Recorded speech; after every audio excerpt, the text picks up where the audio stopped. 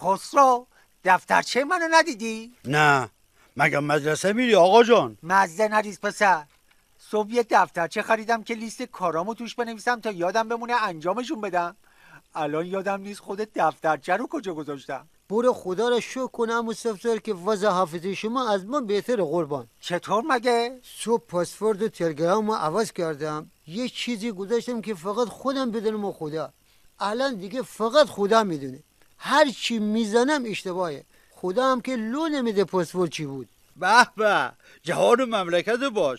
خب معلومه وقتی کل هفته نهار شما نیمروه وضع فسفر و مغز و حافظمون بهتر از این در نمیاد که. برین خدا رو شکر کنین تا حالا همین نیمرو هم گیرمون اومده، چون این زرشکیان نیومده دست گذاشته رو گرونی بنزین و نون که همین یه لقمه رو هم از سفره مردم جمع کنه. آقا جان، دیروز جعفر آقا همسایه پشتیمان 7 دانه زردالو، 8 دانه شلیل، 2 مش گیلاس خرید، شد 450,000 تومن. با این وضعیت چند وقت دیگه عکس موز زردالو رو میذاریم، زیرش مینویسیم اگه باش خاطره داری لایک کن. ما که خیلی وقت از اینا ندیدیم. میدانی مشکلات اقتصادی تو خانه خیلی موج میزنه، ولی تو خانه ما قر میده. تازه هر 2 دقیقه یه بار میاد دست منو میگیره میبره وسط.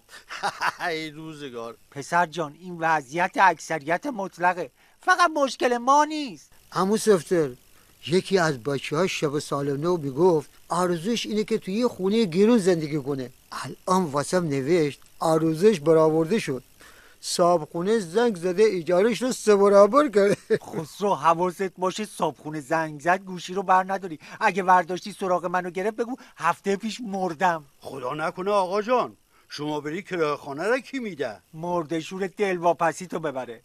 میدونی تنها موجودی که میخوام حضورش تو زندگیم پررنگ باشه موجودی حسابمه. عمو سفتر، از قدیم گفتن پول شرک کف دسته. ما که از همون اول استریل به دنیا آمدیم. ما الان کیف پولم شبیه پیاز شده، هر وقت بازش میکنم اشکم در میاد به خدا. بچه مشکل وجود آخوند تو این مملکته که لامصب هر چی میخوره هر چی ملت رو تیغ میزنه سیر نمیشه. اما اگه همت کنیم و یه کلنگ بیاریم از ریشه درش بیاریم، اون وقت هم نون تو سفره همه میاد، هم پول تو کیف تو میره، هم موجودی حساب من حسابی میشه. گل گفتی آقا جان. خودم میدونم.